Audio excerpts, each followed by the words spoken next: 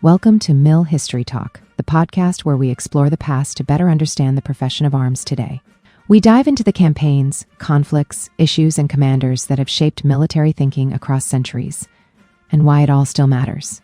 Whether you're an officer in training, a seasoned professional, a student of strategy, or simply curious about how history informs modern warfare, this space is for you.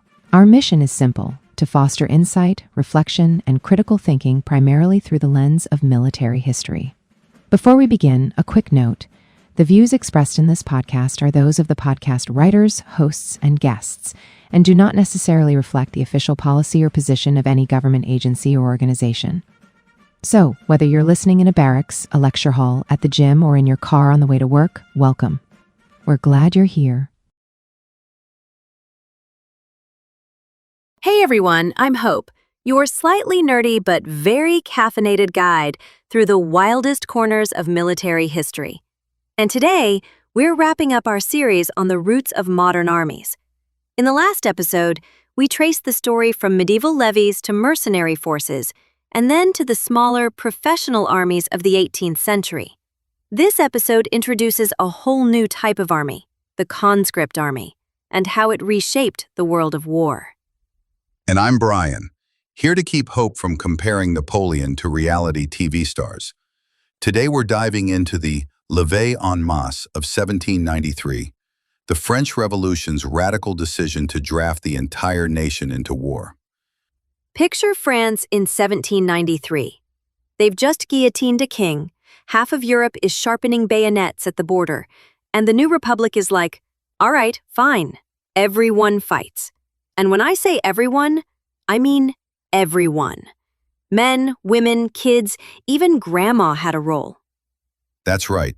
The decree of August 23, 1793, made all unmarried men between 18 and 25 subject to military service. Married men forged weapons, women sewed uniforms, children rolled bandages.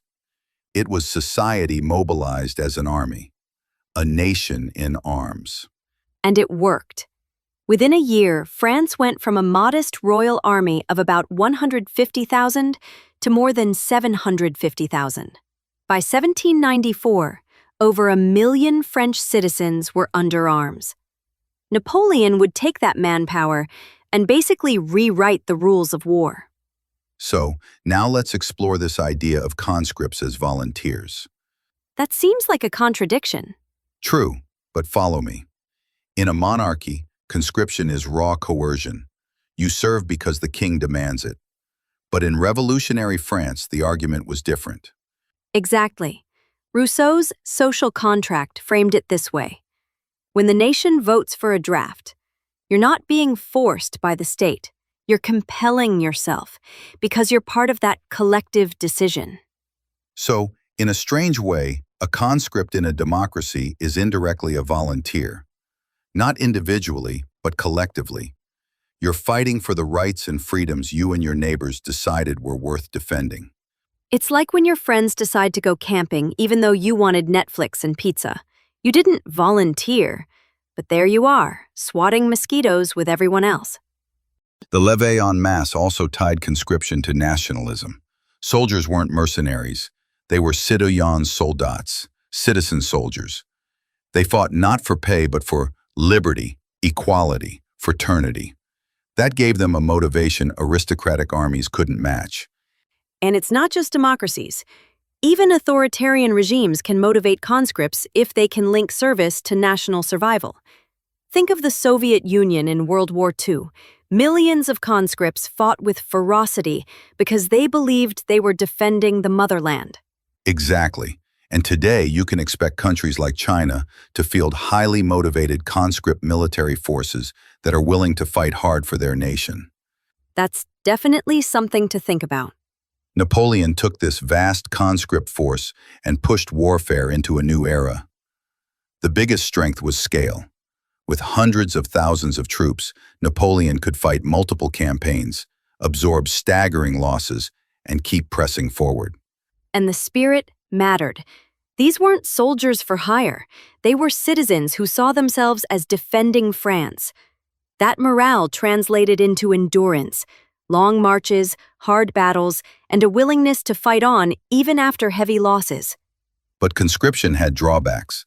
Many recruits were barely trained, and they rotated in and out quickly. Napoleon relied on a professional backbone of officers and veterans to hold things together.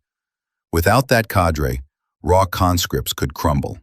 And because manpower was cheap, Napoleon could be reckless. The 1812 invasion of Russia is a case in point. Hundreds of thousands marched in, but only a fraction returned. A professional force might have been more cautious, but Napoleon's system allowed him to gamble lives on a massive scale. So, the conscript army was powerful, but also fragile. When well led, it could steamroll Europe. When stretched thin, its weaknesses, poor training, shaky discipline, became glaring. Okay, let's fast forward to today. The U.S. military calls itself an all-volunteer force. But Brian, is that really accurate? Technically, yes, but practically it's more complicated. U.S. troops enlist for pay benefits and career opportunities. That's very different from revolutionary France, where service was framed as a universal civic duty. Critics argue that today's force is more professional than volunteer, closer to a paid guild of warriors than a citizen army. So in a twist, the revolutionary conscript, who got almost no pay, might actually be more of a volunteer than the modern U.S. private who signs up for college tuition. History always flips the script. Again, something to think about. Conscription has not gone away in contemporary military organizations. Israel still drafts both men and women. South Korea and Taiwan do the same. In Europe, Sweden, Lithuania, and Norway have reinstated conscription since Russia's invasion of Ukraine. And then there's Switzerland. They haven't fought a war in 150 years, but they still require young men to serve. Basically, we're neutral, but we're armed neutral. Meanwhile, China also uses conscription laws, even though in practice they get plenty of volunteers. The principle is the same. The army is seen as inseparable from the people. So, to sum it up, the Levee en masse gave birth to the citizen soldier. Napoleon proved that mass conscription could dominate the battlefield, but it came with serious trade-offs. And the story didn't end there.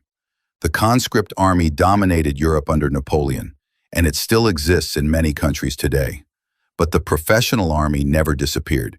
At Waterloo in 1815, Napoleon's conscripts faced off against Britain's redcoats, disciplined professionals. Which means that every modern army, even now, falls into one of two categories: professional or conscript. The exact form depends on each country's history and security needs, but broadly, those are the two types. And for today's military professionals, that distinction matters. You need to know the strengths and weaknesses of both types, and just as importantly, recognize which kind of force you belong to, and in war, which kind of force you're facing. And that's a wrap on today's march through history, and on our series on the roots of modern armies. Thanks for hanging out with us. This has been Mil History Talk. If you had fun, hit follow, share it with a friend, or drop Levee en masse into your next dinner conversation. Instant intellectual points. Until next time, keep your strategy sharp, your humor sharper, and remember, wars may be fought by men, but they're won by logistics, and sometimes by entire nations in arms.